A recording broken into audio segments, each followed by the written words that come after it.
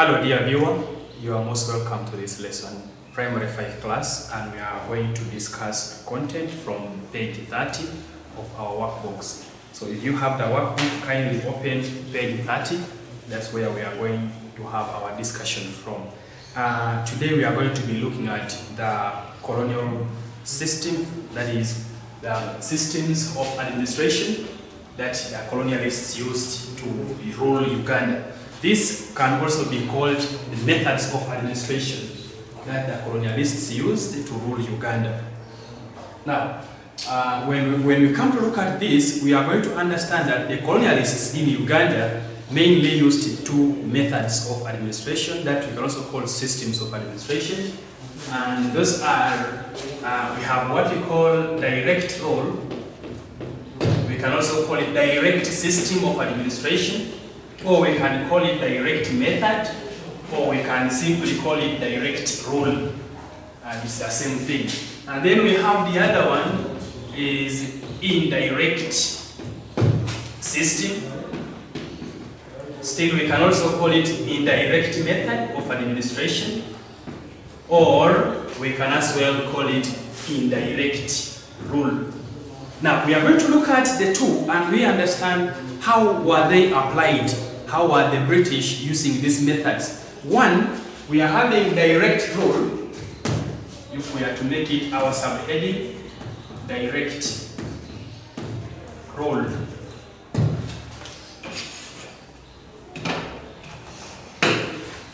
Direct rule was a system of administration whereby the colonialists decided to rule certain communities themselves.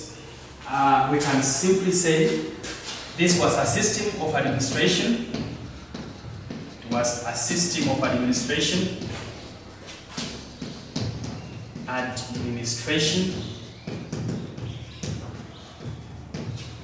It was a system of administration where the colonialists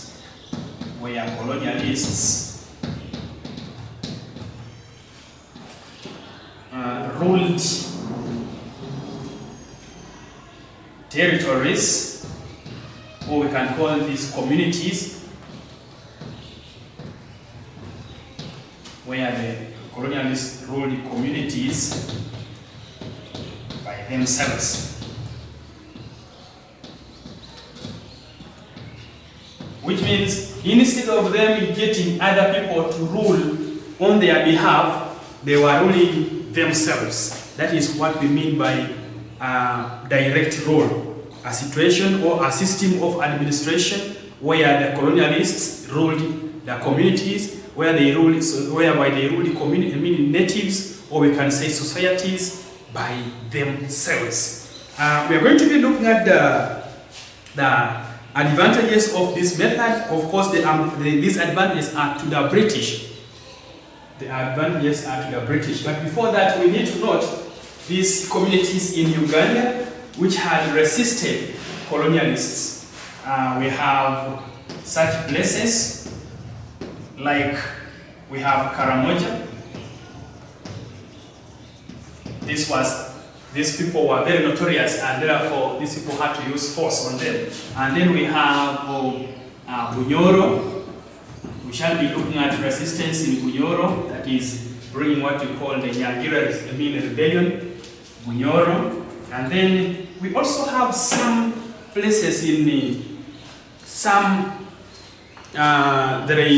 shall still have it happening in Uganda, whereby we had Mwanga's resistance, but these all were defeated. So we shall be having that, and we have Acholi mainly. That is when we shall be looking at the Lamogi rebellion. I want you to note that these places that had resisted, some of them are staged rebellions. A rebellion is a resistance against certain policies or some rules. So you will find that there were some communities in Uganda which did not accept the ideas of the British, and for that the British had to use force on them, and they went into a war. Those are the ones that we call rebellions. For example, we have the Nyangira rebellion that was staged by the Banyoro against the colonialists. that is under the leadership of Omukama Kabalega.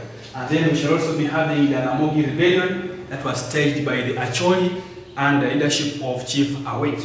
That was about refusing to hand their guns for registration. So all such resistances led to a fight, meaning the British had to use force and they ruled those people themselves. Now we are going to look at the advantages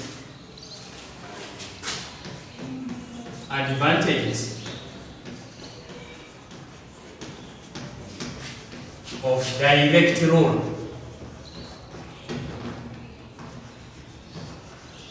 To the British.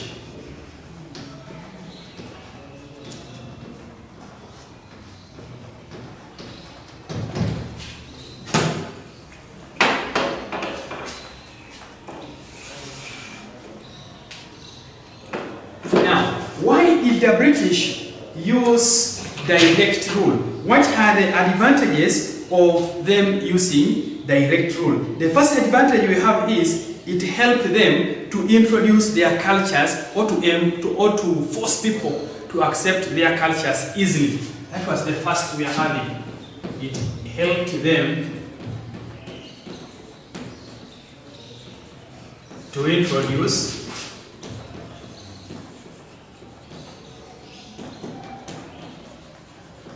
their cultures easily. Then too, it helped to cut costs. It reduced costs on them.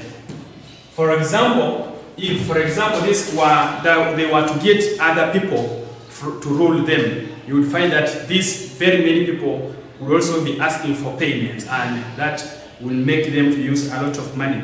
So you will find that this helped them to reduce on the expenditures, since they were now using few people to rule them. They were now ruling themselves. Then we have the disadvantages.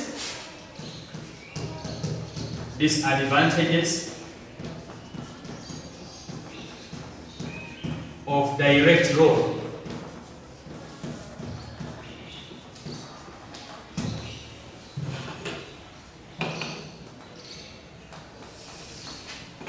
These disadvantages are to both the British and to the natives. When we talk of the natives, we mean the people who are in Uganda, the Ugandans, the local people who are in Uganda, because basically we are looking at Uganda in our primary 5 class. So the first one, we are saying that this direct system led to rebellions. It led to rebellions.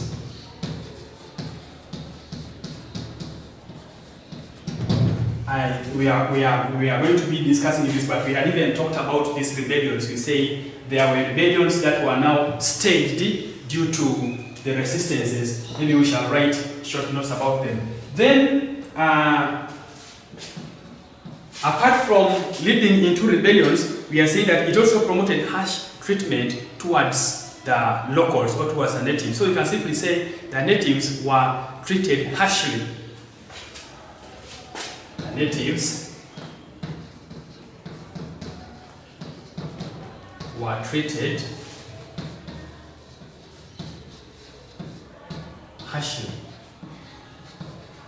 And I want you to remember or to note that since this led to rebellions, of course, there was now loss of lives. Remember, in any war, in any rebellion, in any fight that involves these weapons being exchanged, you will find that people have to die. So due to the rebellions, people lost their lives. So we can say it made people to lose their lives.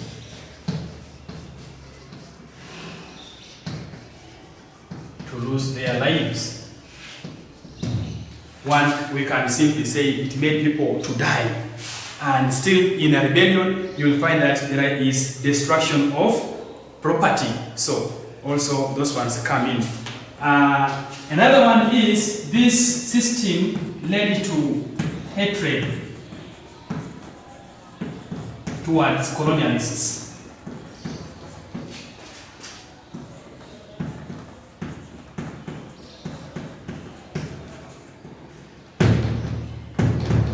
led to hatred towards colonialists. How does it come in? We say that these colonialists were treating people in a harsh way, which means that people now developed a negative attitude towards them. People could hate them because they were forcing them to do things that they did not want to do, and that became a problem to that. That brought hatred towards these colonialists. Then remember, before the coming of these colonialists, we had different communities in Uganda ruling themselves. That's what we call political organization.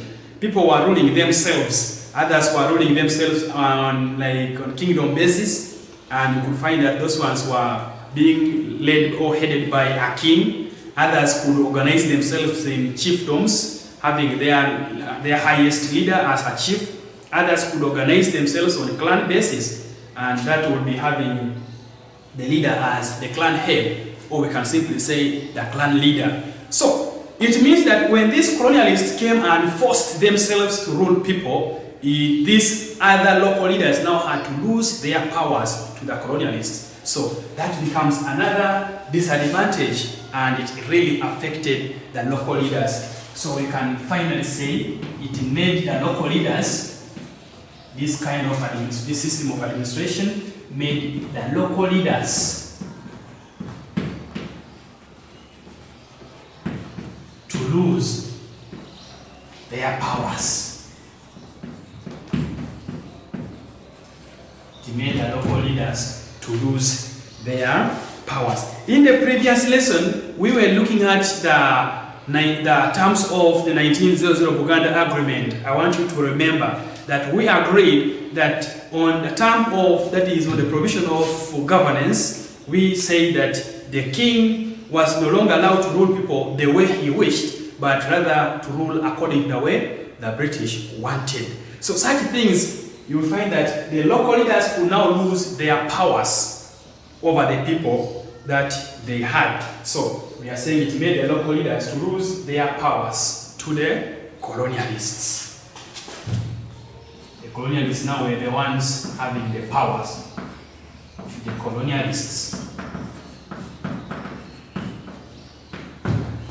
Now, we are going back to the first point that we talked about. We mentioned the rebellions. We said this system of administration gave rise to rebellions, or it made rebellions to take place. So we want to mention examples of those rebellions that were staged in Uganda. Staged in Uganda.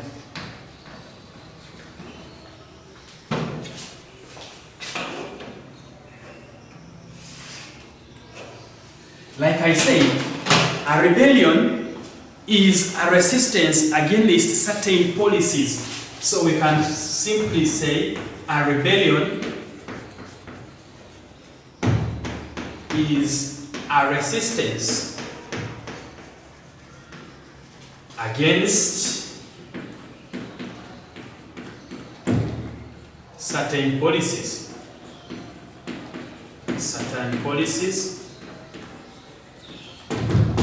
That is how we can simply define a rebellion, a resistance against certain policies, which means that there are the policies that the colonialists wanted or were enforcing or were introducing to the natives, and the natives could refuse, they could resist them, which means we are going to be looking at which rebellions or which people are these who staged, who refused the ideas of the British. Remember, in Uganda, we have, as we began our lesson, we said we have the elective system. That is when they forced themselves now to rule people. And I said they were ruling people who had refused to work with them, or who had refused their ideas.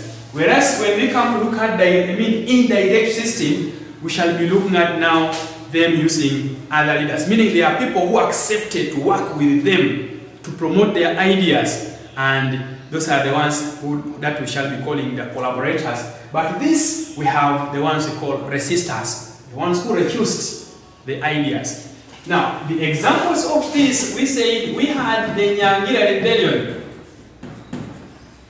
Nyangire rebellion.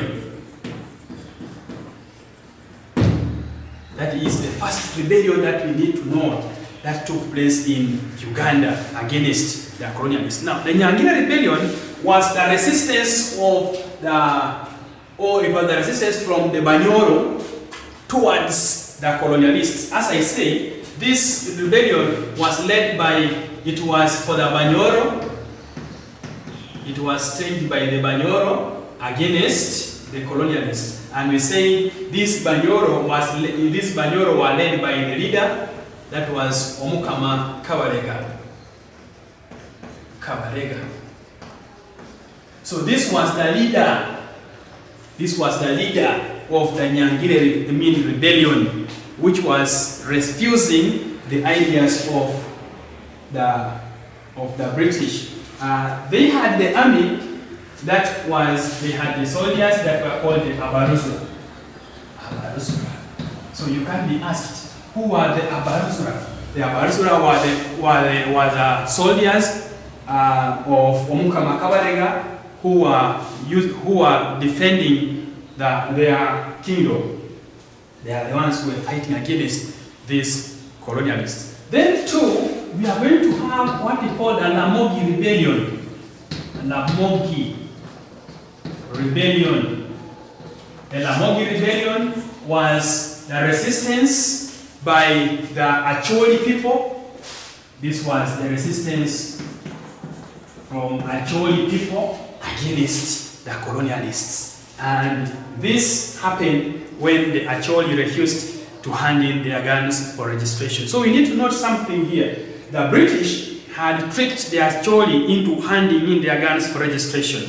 Remember, we said when we were talking about the explorers, we said that Sir Samuel Baker was so much loved by the Acholi people. How?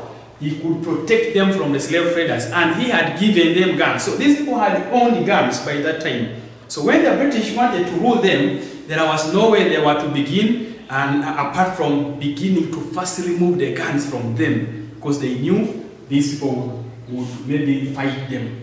So they had tricked the Acholi into believing to hand in guns for registration. However, the Acholi people had their chief, that was Chief Awich. Chief Awich. So Chief Awich was so intelligent that he he sensed it was a trick, it was a way of disarming them. To disarm means to remove a weapon from someone. If someone is having a gun, of course that person is dangerous. If you disturb that person, can shoot you and you die. So what we mean by disarming is to find ways of getting that weapon from this person such that the person remains what we call armless, without now a gun. And when the person is armless, he becomes harmless. I believe you know what I'm talking about. So Chief Awich he mobilized his people and told them that no, what is happening is a trick. Let us refuse to give them our guns. So they actually refused to hand in guns for registration, and as a result, the British had to use force on them, and they went into a war that we call the Lamogi Rebellion. And after the war, of course, we are going to be looking at the effects of these wars. What we shall be looking at is the effects are negative and positive, the natives. How do they become positive? They become positive in a way that a message was sent to the British colonialists. They learned a message that what they were doing, people were against it. So, in other words, they were just forcing, people were not happy with it, so it was a lesson to them. Then coming the negative part of it, you could find that these people were, first of all, the Acholi were defeated. The Acholi were defeated, and they died. Like in any other war, I said, there is loss of lives, there is loss of property. People are killed, property will be destroyed due to the war. So those are the effects. Now, there is something that we are going to be saying in this very discussion of ours, that is about rebellions. We have talked about the Lamogi Rebellion, and we have also talked about the Nyangire rebellion. We also have another rebellion that's what we call Mwanga's resistance. Mwanga's resistance. Mwanga's resistance.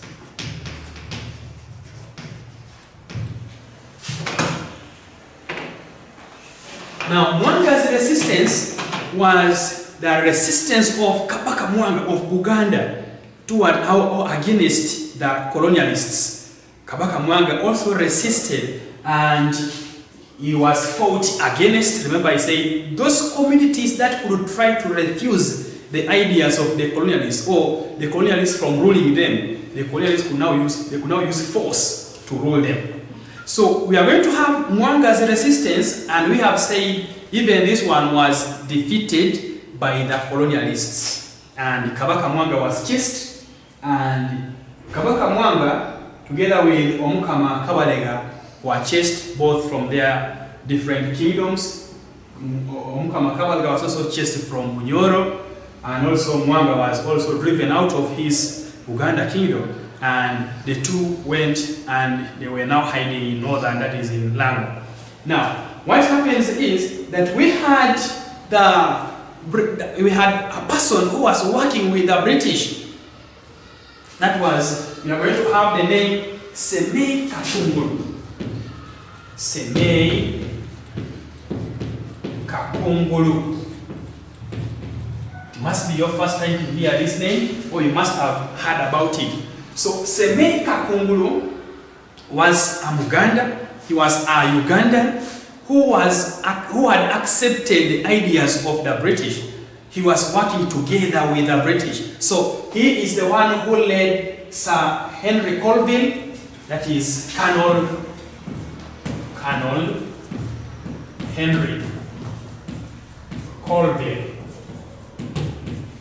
So this was the British commissioner who was in Uganda at that time, and Semei Kakungulu, a Ugandan, led Henry Colville to Lango region, that is to arrest Omukama Kabalega and Kabaka Mwanga. And the two were arrested and were sent into exile into what we call the Seychelles Islands.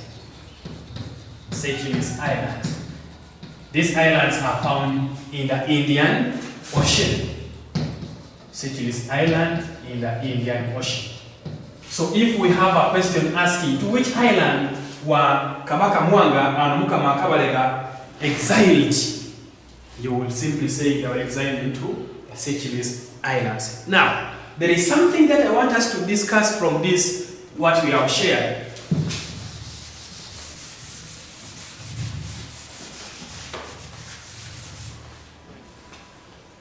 Reasons as to why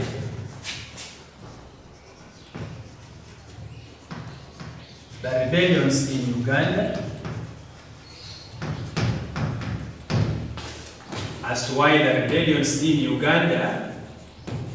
were defeated by the colonialists.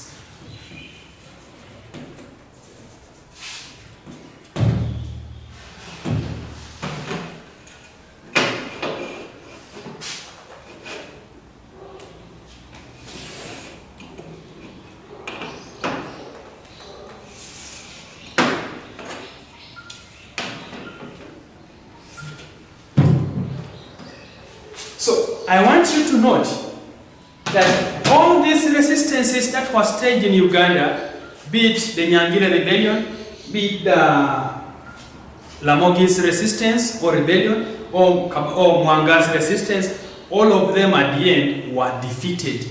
And for that we shall be having reasons why were the colonialists defeating the Ugandans who had tried to refuse their ideas, who had tried to resist against their policies. So the first reason is the Ugandans were not united. Ugandans were not united. I believe you are getting that point. I'm just from mentioning that Ugandan who helped the other British commissioner to go and arrest Kabaka Mwanga and Omukama Kabalega. That was Semei Kakungulu. So you could find that such things, other Ugandans are trying to refuse. There are other Ugandans who are helping, who are supporting the British colonialists, and they are helping them to overthrow or to weaken these ones who are resisting. So because of that, we say people were not united, people were not together. So it brought those, or it made those resistances to be defeated by the colonialists. Then the second reason is the colonialists. The colonialists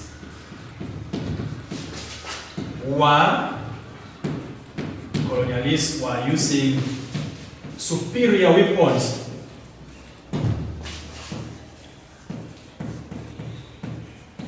What do we mean by superior? We are meaning the dangerous weapons. For them, the weapons that they were using for fighting were too dangerous compared to the ones that the Ugandans were using. For example, the other one is using maybe a gun, maybe he's using maybe a bomb, whatsoever. But now, for you, on your case, you are using maybe a spear, a bow and arrow. So such things, you could find that they defeated the Africans, or they defeated Ugandans because of that. Then the other one is the Ugandans lacked proper, or we can simply say Ugandans lacked better fighting skills. Better fighting skills. What we mean by lacking better fighting skills, those are the ones we call tactics for fighting. Tactics. So you could find that as the other ones are tactical enough, they take cover, they move slowly, then they attack. You could find that some people in Uganda do not have the skills of fighting yet, because maybe they didn't have better training. People could just move and all of a sudden they are finished. So those are the reasons that made these rebellions that were staged in Uganda to be defeated by the colonialists, and for that the colonialists had to overpower them, and they ruled them using that force that we have called direct rule. So that we have shared has been about direct rule, and we want to look at the second method of administration that the British used in Uganda. We talk about the British because they are the ones that ruled Uganda finally. So we are going to discuss about indirect system.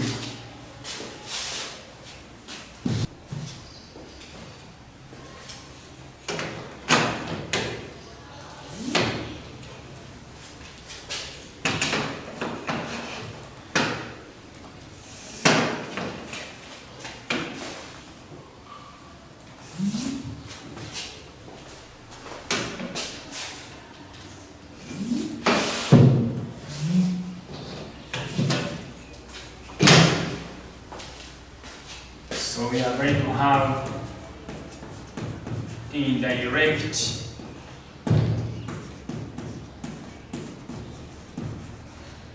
system of administration. You can as well write it as indirect system alone, or we can say indirect method or indirect rule. I had told you all this. You can call it indirect system, indirect method, or we say indirect rule. In fact, in your book you find it written as indirect rule. So I have made you to understand it well, and it's also very correct. So here we are looking at a system whereby, remember the other one we say the colonialists ruled natives on their own, I mean by themselves. Now here we are having the colonialists using the local leaders to rule on their behalf. So we can say this was a system of administration, because you can't be asked to define what was indirect system. So you have to describe it. You write a statement about it. You say this was a system of administration. Indirect rule was a system of administration where the colonialists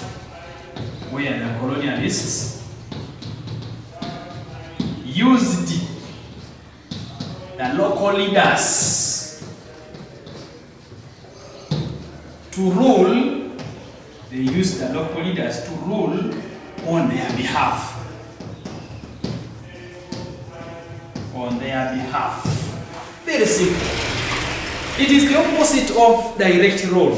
Here, the colonialists were not using, or they were not ruling natives themselves. Instead, they were using the local leaders to rule, but on their behalf. This exactly explains the 1900 Uganda agreement as we talked about. The Kabaka was no longer allowed to rule the way he wanted, rather he was to rule his people the way the British wanted. That is what we call indirect rule. So here we are going to have this method applied in areas mainly like Uganda. At first we shall have Uganda. We shall have Uganda. We shall have Toro. Remember we say that the king of Toro, that is Kasagama, agreed to sign an agreement with them. Then we shall have also Ampole. So these are the places that had people who accepted to work with the British. And these people are the ones we are going to be calling collaborators. Collaborators. Or we can call them the agents of the British. I want you to understand this. These people who accepted willingly to work together with the British colonialists are the ones we call collaborators. And we shall be looking at the examples of these collaborators in Uganda, the main ones. And then also, I wanted you to understand that which local leaders were these who are being used.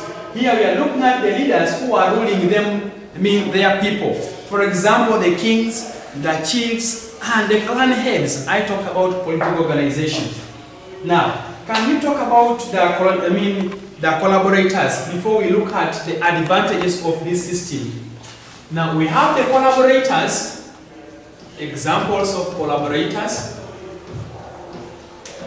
the examples of, we shall call them the British collaborators.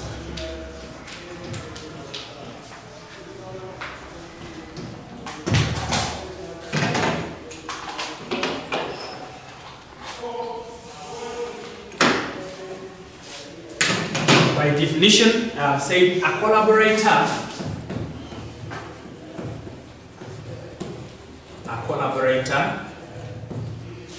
is a person who accepts to support, a person who accepts to support the ideas of another. Full stop. And I have said these collaborators, we can also call them the British agents. I want you to be with your pen. You keep on adding this information that is missing in your book. You get space and add it. If not, you get your diary, then you tap this information there. It's very, very vital for you who is in a primary 4-5 class. Here we are going to be looking at names like Sir Apollo Kagwa. Sir Apollo Kagwa. Sir Apollo Kagwa, we shall say, this was the British collaborator who helped the British to extend or spread their policies towards central or within central Uganda. Central Uganda. Central mainly, that's where we have the Baganda.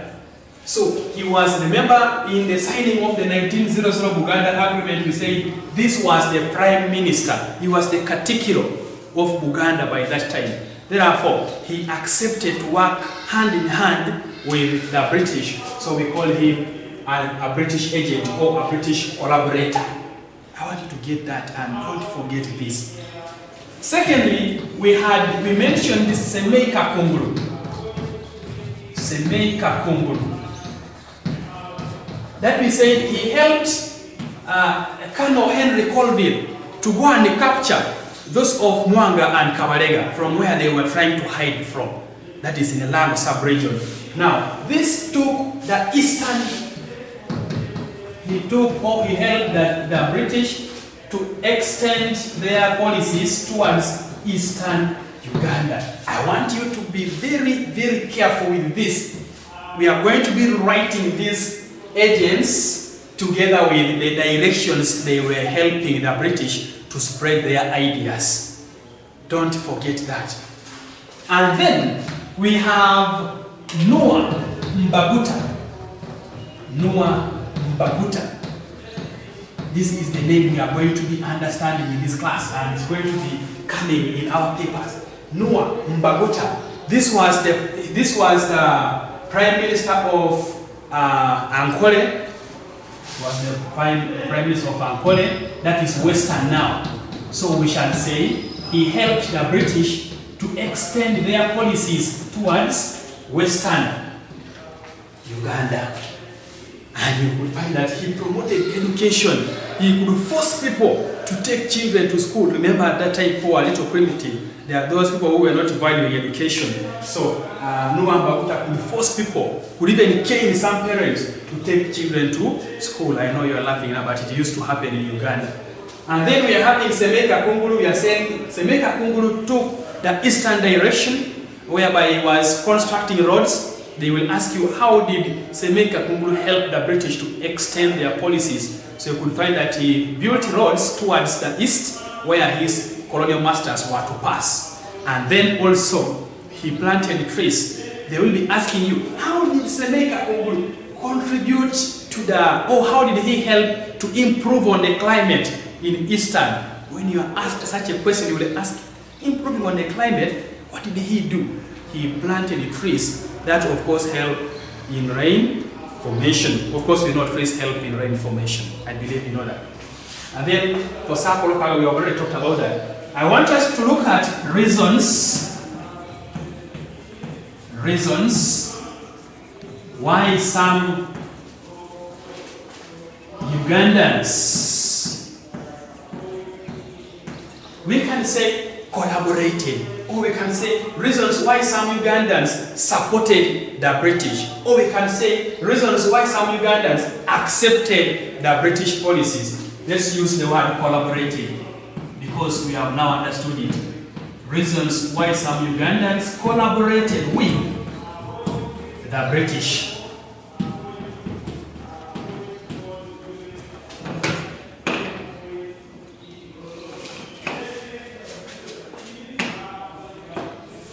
So I want you as a primary 5 child, think about what do you think made some of these people to accept willingly to support the British. Maybe there was something that they were after. And the first thing is that we need to realize that since these British were from foreign countries, very many of the people had wished, or they were thinking of getting some gifts from them. So we shall say they wanted to get gifts. These Ugandans who are collaborating with them wanted to get gifts from the colonialists. From colonialists. And then also we have a point that is about fame. Some of them wanted to be famous. Remember, one is like, if I work with these whites, everyone will now be seeing me as someone who is big. So I will be famous in the community. So we can say for pride. Simply we can say for pride. Or we can simply say for fame.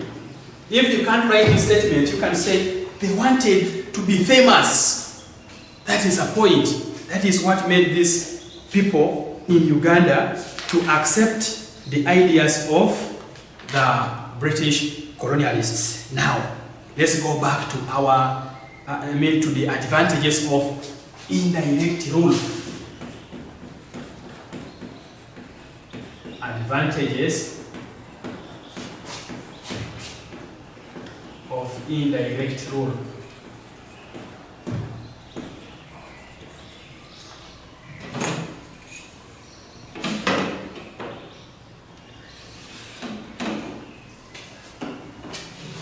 Advantages of indirect rule.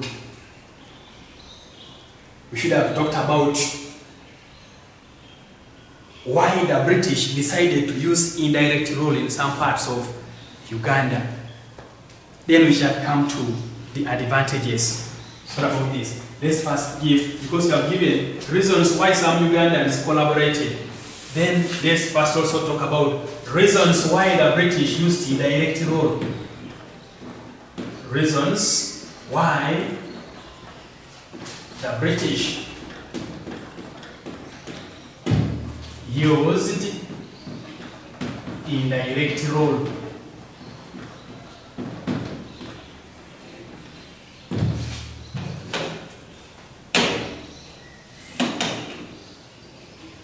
It's very important we first talk about these reasons before we come to the advantages and the disadvantages.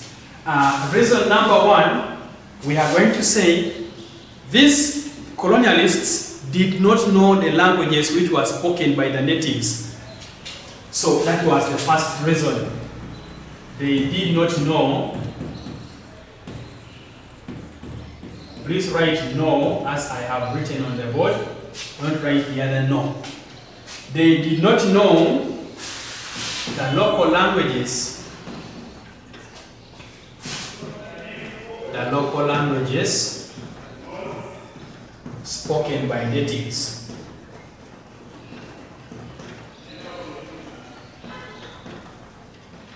I tried to explain the meaning of natives at the beginning of my lesson. I say the natives were the local people who are living in Uganda. So the British did not know the languages that those people were speaking. So they had to use their very local leaders to rule them, but on their behalf.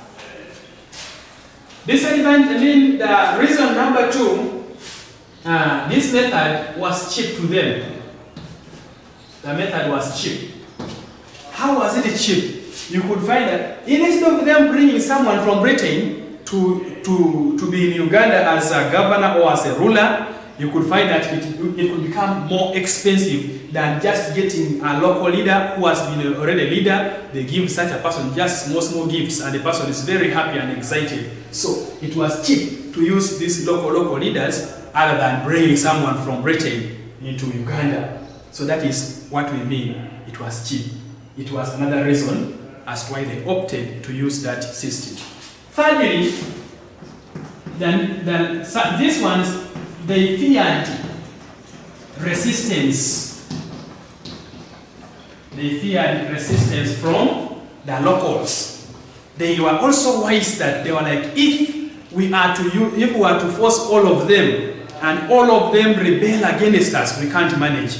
So it's better we first get some who will help us to defeat others.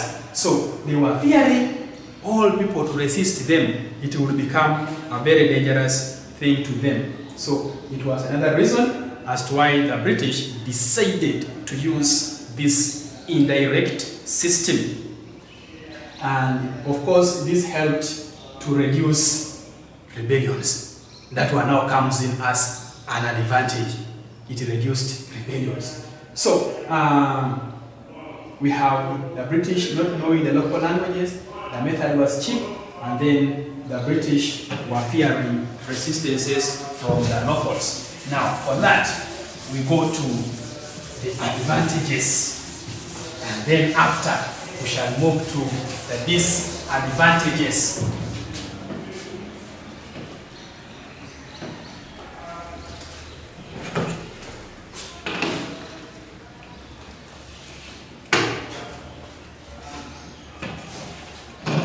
So we are going to look at the advantages, and these advantages, some of them we get them from the reasons as to why they opted to use indirect rule, as we have just finished to talk about. You could find that we say that the British feared resistances. So you could find, and we say that they didn't know the languages spoken. So if they didn't know the languages, meaning that when they used this system, it could now help to solve the problem of language barrier. So our first advantage is it solved the problem of language barrier.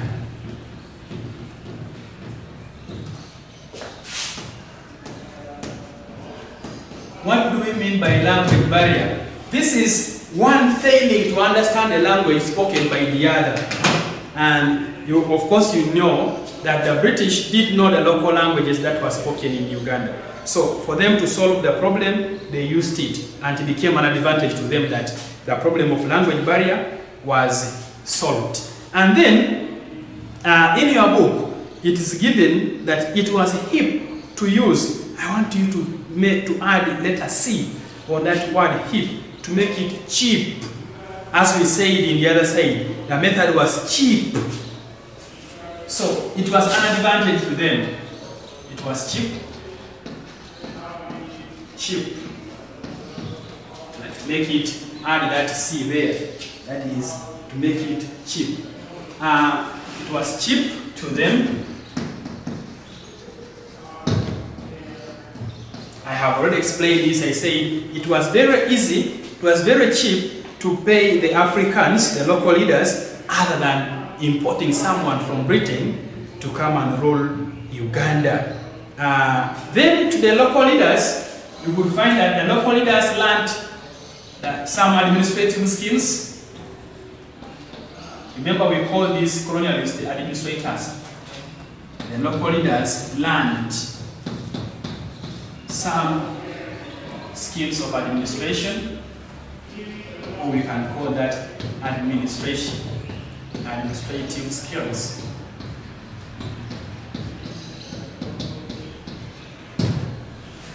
As the British were using them, they were able also to learn other administrative skills.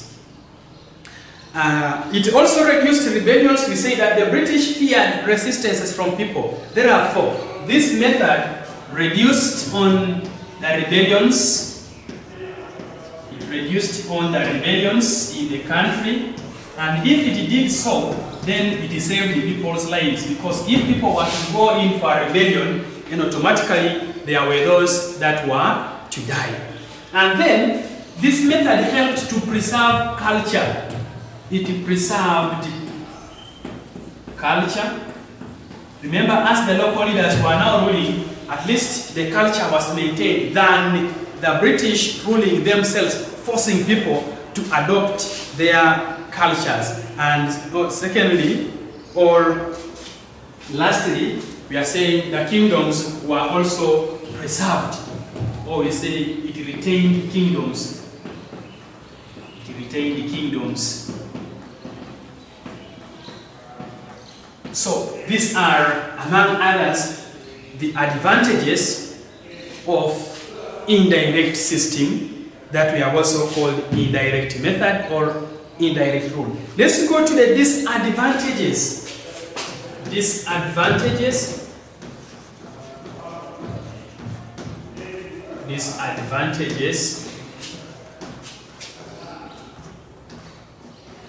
of indirect rule.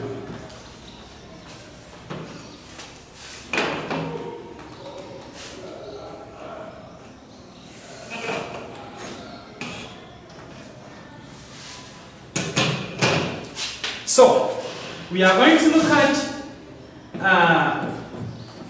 one, we can say it led to hatred of people. I want you to understand this point. This method brought hatred among people. How does it come in? We have people who accepted to work with the British. How do we call them? British collaborators or British agents. Now the ones who refused, we call them British resistors. The ones who resist, from the word resistance or resist, the ones who resisted could now hate those who were supporting the British. How come for you are joining them and yet for us we don't want it? So it brought hatred among the natives, and that is the first point that we are going to be having. Secondly, we are saying that the natives, or it made natives or local leaders to lose their powers. Local leaders lost their powers. Remember we say the British, these local leaders were ruling the way the British wanted, meaning they were not ruling fully, they were not having full authority over their people as they would be without these colonialists. So they lost some powers to the British colonialists. And then we have, this is given in the other side, that the natives were now used as puppets by the colonialists. It still comes under this. As they lost powers, of course, they were now being made, or they were now like just a puppet in your kingdom. Remember, you are the very person who was owning this kingdom, but now you are now ruling it according to the way someone wanted. So that brought another disadvantage to the natives of Uganda, as in the local leaders.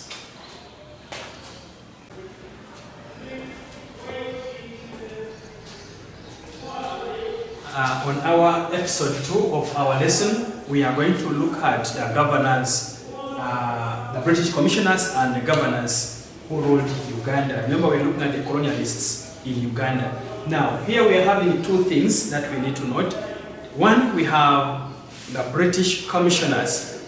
Two, we have the British governors. Now, these were the people who were sent from Britain to come and rule Uganda. But there are two things we are going to be looking at. That before the headquarters or before the colonial offices were transferred into Uganda, we had those administrators given the title as commissioners. And that's where we have the names like Colonel. This short form is for the word Colonel. It has, this is how it's supposed to be written, Colonel. So we have written it in short. C-O-L. So we have Colonel Henry Colville.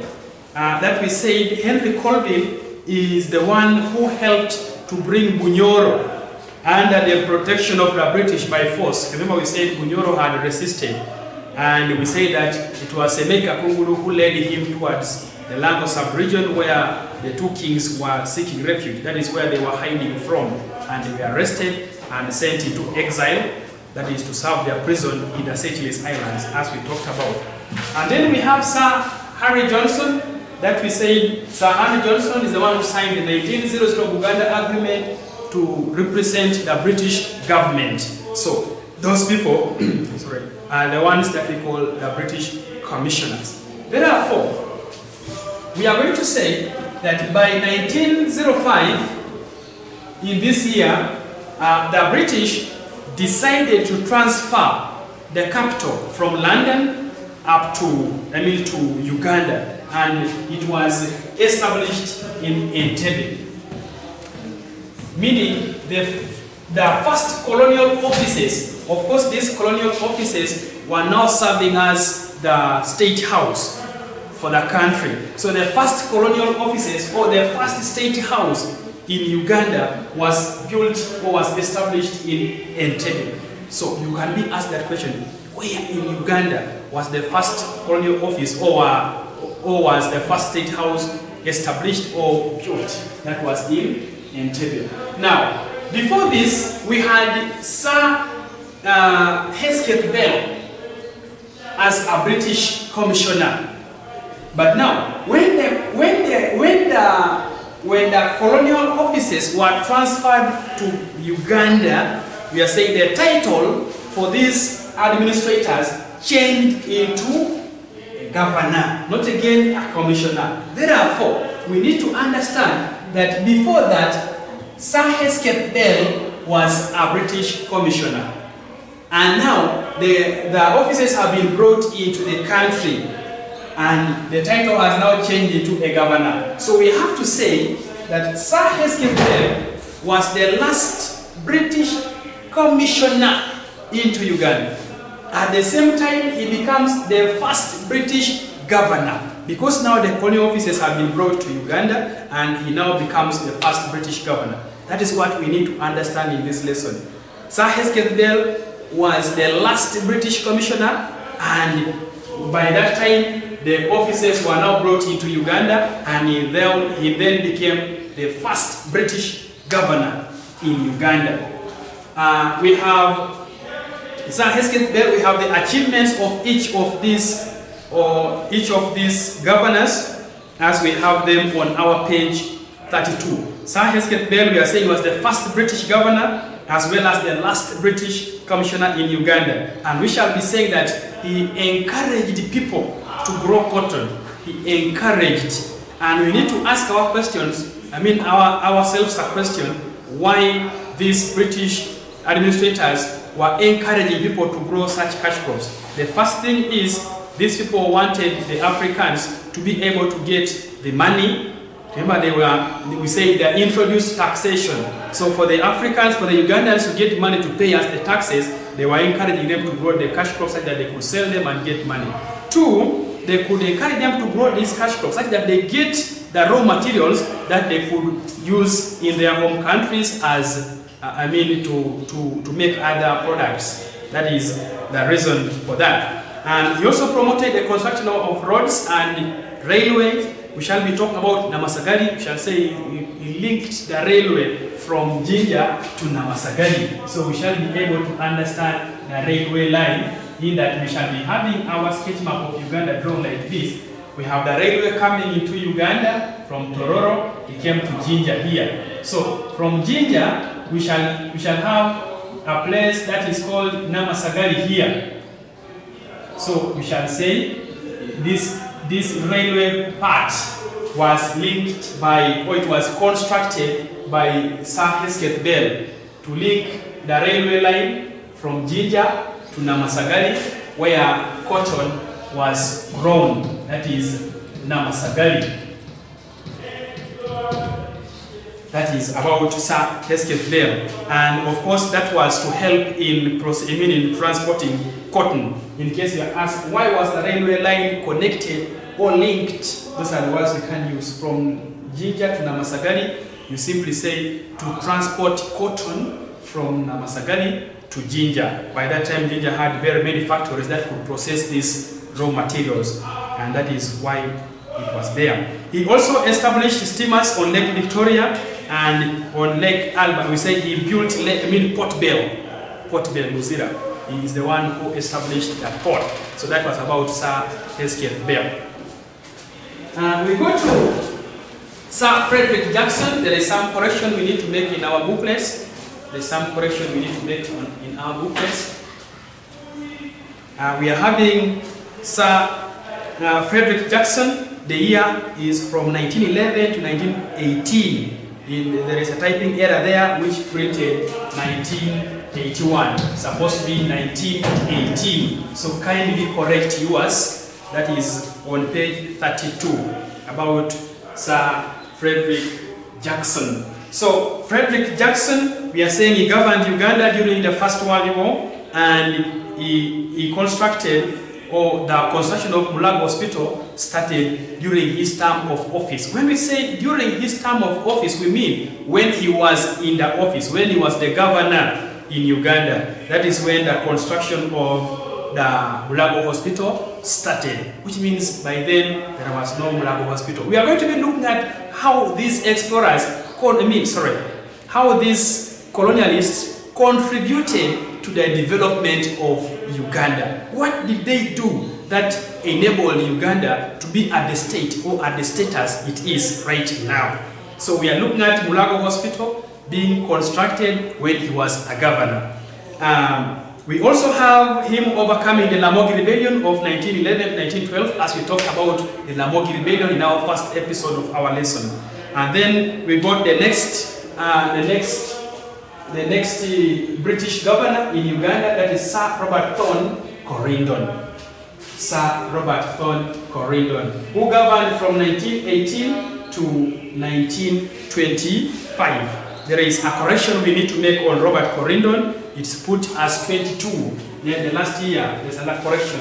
It's supposed to be Robert Thorn Corridon, governed from 1918 to 1925. Correct yours here. Here you're having 2.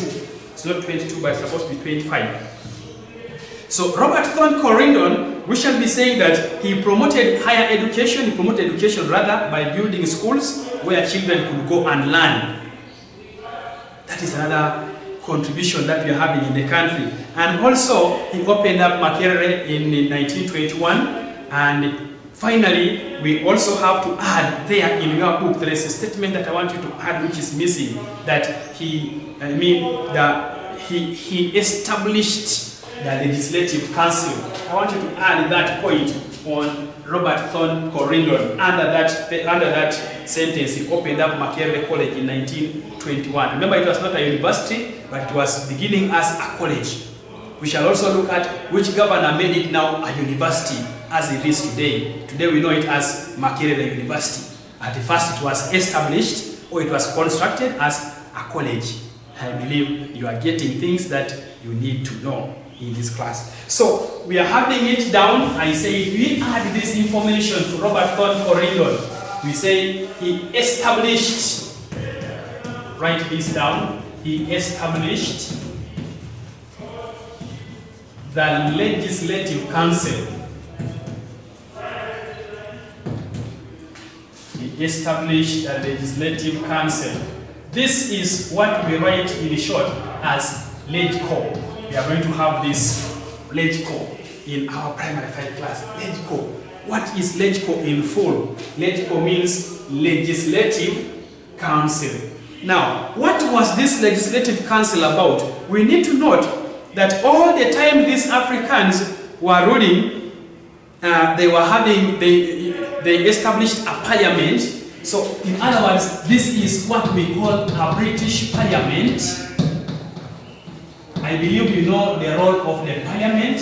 The Parliament is the one that sets laws. It has the members of Parliament, the ones we call MPs, and their main role there is to set laws or to amend laws. So the LegCo was the body that was established during the colonial system or colonial era, or during that time when the colonialists were ruling Uganda. And mainly, it was established to set laws. I want you to get this. You will be asked, what was the main reason for the formation of LegCo? To set laws. And then also, the LegCo was to advise the British government. This parliament was to advise the British government. In other words, today we have also the Uganda Parliament, and its main role is also to set laws, as I've said, which means we are going to have a comparison between the LegCo and the Uganda Parliament. How are the two similar? Both are law-making bodies. The LegCo could set laws as well as the Uganda Parliament today. It also sets the law, so they are the same in that way.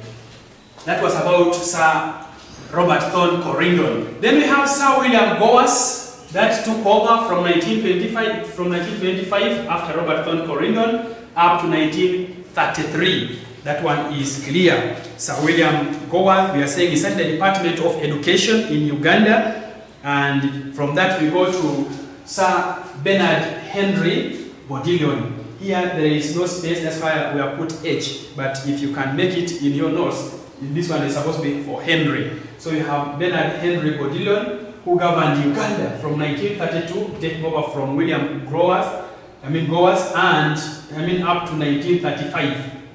Now, what did Bernard Bodillon do?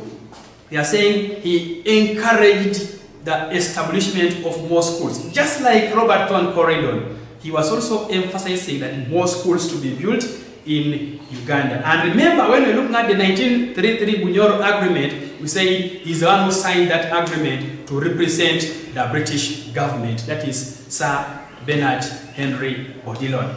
From that we go to Sir Philip Michel. Philip Michel, you see here, get the spelling well, Sir Philip Michel. ruled Uganda from 1935, that's after Babylon, up to 1939. He also promoted education, and remember we say when Robert Thorn Corridon established Makerere College, when Philip Mitchell came, he now made it into a university. So we shall simply say he changed Makerere College he changed Makerere from being a college into a university. That was about Sir Philip Mitchell. And then we go to Sir Charles Dundas, that took over. Sir Charles Dundas from 1939 up to 1944. That one is in your book. We are saying he governed Uganda during World War II, and he also promoted education. There is something common we have talked about here. Education was the order of the day. So he also promoted education, and we are saying he drew up a development plan for Uganda. For Uganda to develop, he came up with that plan. And for that we go to Sir Harry Johnson. From Sir Charles Dundas, we go to Sir Hathorne Hall. We have to have Sir John Hathorne Hall. Sir John Hathorne Hall, Philip Mitchell, Charles Dundas, John Hathorne Hall finds here. Sir John Hathorne Hall, we are going to understand that when Sir Robert Thorn Corridon established the Legislative Council, this council or this parliament was only having the foreigners. In other words, it had people who are not Ugandans. I believe you are getting that. Therefore, when Sir John Hathorne Hall was the governor in Uganda, the first people were represented on the Legico. That is by 1945. It is in his term of office that the first three Ugandans were represented on the Legico. I believe we are getting this. They had a parliament, but it was only for the whites. Now, in 1945, when Sir John Hathorne Hall was a governor, the first three Ugandans were represented on the Legico. Ugandans on the Legico. Legico, I say it stands for Legislative Council. Now, we are going to understand this. Who are these first three? Because we are also going to be asked such a question. So kindly get your pen again and we tap this information down because it's very, very relevant for you. We have the name Kawalia Kagwa. Be very careful. Do not mix these names with the other collaborators. I mean the ones who worked with the British. We also call them British agents. So we have Kawalia Kagwa, who was who was nominated to represent Central Uganda. He was nominated to represent Central Uganda.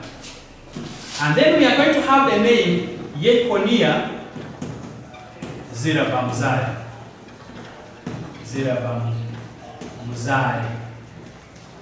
Now, Yekonia Zirabamzari was the secretary in Busoga, that is in East. So we shall say he was nominated on the Legico to represent Eastern Uganda. So this one was to represent Eastern on the Legico. Not again the other one of the British agents. I want you to take note of this difference. And then we have finished Kawalia Kagwa. We have Petero, Nyangabiaki, Akiki. So we are having another name. Very nice name. Petero, Nyangabiaki, Akiki. So this Petero Nyangabiaki Akiki was nominated on the Legico to represent Western Uganda. So at the end of it all, we shall have come up with the first three Ugandans to be put on the LegCo. And how were they put on the LegCo? I have said through nominations. You can ask that. You say they were represented on the LegCo through nominations. They were nominated. We are having Kawalia Kagwa for Central Uganda, Yekonia Zidabamzale for Eastern, and then we are having Petero Nyangabi at Akiki for Western. There are 4. After this, they realized that there was one region which also needed a representative, and that is Northern Uganda. Remember, the first 3 were on the LegCo now. They were now together with the British to make their laws. Now, later on, that is a year later, in 1946, a person was now nominated also to represent Northern Uganda, and that is where we are going to have the name Mr. Yekosofati. Mr. Yekosofati Kinyon. That is the name. We have Mr. Yekosofati Inyon, who was later on also nominated to represent Northern Uganda on the Legislative Council, that is on that British Parliament. So those are the people who went to that Parliament first. Today, it's the good news that we no longer have the colonialists in the Parliament. It is full of Ugandans making their rules that govern themselves and their people. So that is what we needed to note about the Legislative Council. I have said the Parliament of Uganda today plays the same roles that the LegCo used to play. So that was about Sir Hathorne Hall, and we also have Sir Andrew Cohen. Sir Andrew Cohen, we are saying during his term of office, the construction of the Owen Falls Dam was built during his term of office. This is the one that we call Nalubale Power Station today. It's where most of our hydroelectricity we use in the country is generated from. So you can see again such an achievement. And then it is in his term of office that the Parliament of Uganda today that we have was also started. That's when they started building it.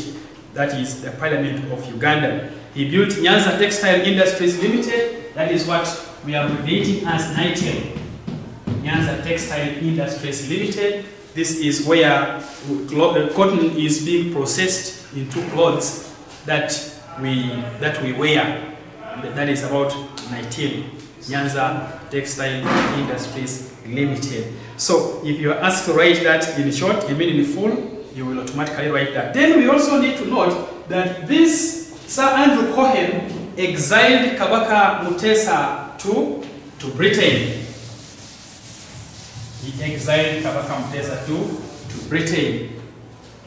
We have the Kabaka of Uganda, who had refused the idea of forming what we call the East African Federation. He had refused the idea of forming the East African Federation. So for that case, Sir Andrew Cohen, who was the governor, exiled him to Britain. Now, what do we mean by a federation? A federation is a group of countries or countries coming together as one to promote, countries joining together under one government, but when they are different. So, Sir Andrew Cohen had wanted Uganda, Kenya, Tanzania to be one, that is under the East African Federation. But Kabaka Mutesa opposed it, meaning he refused it, and it made the governor to exile him out of the country. Now, when he was exiled, it's going to lead us to understand what we call the Kabaka's crisis in Uganda. Remember, he was the king, or he was the Kabaka in Uganda. Now, when he was sent into exile, of course, the Baganda now did not have a king. So it brings us to understand what we call Kabaka's crisis. Now, for us to understand this well, like I said, you need to be having your book and a pen that you can be adding this information down. The Kabaka's crisis, the word crisis means something is missing in an area. There is absence of something in an area. At home, sometimes you can find that water goes off. You try to turn the tap on, there is no water. So it brings what we call a water crisis. No water to be used. Then there can also be at times whereby there is no electricity. You can also call it electricity crisis. Fine. Now here we are having Kabaka's crisis, meaning the Kabaka was not in Uganda. What had happened? Their king was exiled into Britain by Sir Andrew Cohen, and we have understood the reason. Now, this brought what we call political unrest in Uganda, whereby there were a lot of riots. The Baganda were showing that they were not happy with the decision of the governor, so they decided to riot. They were boycotting, such that these British could realize that they were not happy, and it made the British to organize for the return of their king, and that is what we call the signing of the Namirembe Agreement. The Namirembe Agreement, which was signed to organize for the return of the Kabaka. Now, we are having this agreement signed between the two people. We are having it signed between Britain. In the previous lesson, we said an agreement is signed by two bodies, two persons. We have the British, and then we have the Baganda. We have the Baganda, represented by Michael Chintu.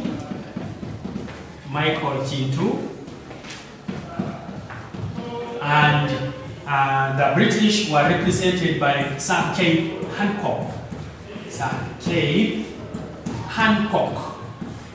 The name is a little very good to pronounce. Sir Keith Hancock. So this was the person who was representing the British in the signing of the Namirembe Agreement. Namirembe Agreement was meant to bring back the Kabaka, thereby returning peace into Uganda. We call it the Namirembe Agreement because it was signed on the Namirembe Hill, and it was signed by these people, as we have said. So that's about Sir Andrew Cohen. We also have the second last governor, that is Sir Frederick Crawford, who governed from 1957 to 1961. In 1961, that's when the first general elections were held in Uganda, and they were organized by these Sir Frederick Crawford, as we have it there. And in that election, we are going to be understanding that very many political parties took part in that competition. Remember now, the British were now preparing Ugandans now to get their independence. So we are looking at preparation of Uganda towards independence, for them now to rule themselves. And we say by 1961, the first general election were organized by Frederick Crawford, and the Democratic Party won it. This is Democratic Party, a political party which won the 1961 general elections. And then finally, we have Sir Walter Coates. Sir Walter Coates was the last governor of Uganda from 1961 to 1962. Remember, Uganda got independence on 9th October 1962. This is the year we got independence in the country. Therefore, this was now the time of Sir Walter Coates organizing the election that would make Uganda to receive its independence, and he organized and led Uganda to independence. That is what we are having about Sir Walter Coates. So it means that Sir Walter Coates was the last British governor in Uganda. We began from Sir Hesketh Bell, who was the first British governor, as well as becoming the first British commissioner. That is what we can share as per now. I want to thank you so much for having enjoyed this lesson, and I wish you the best. May God be with you. Goodbye.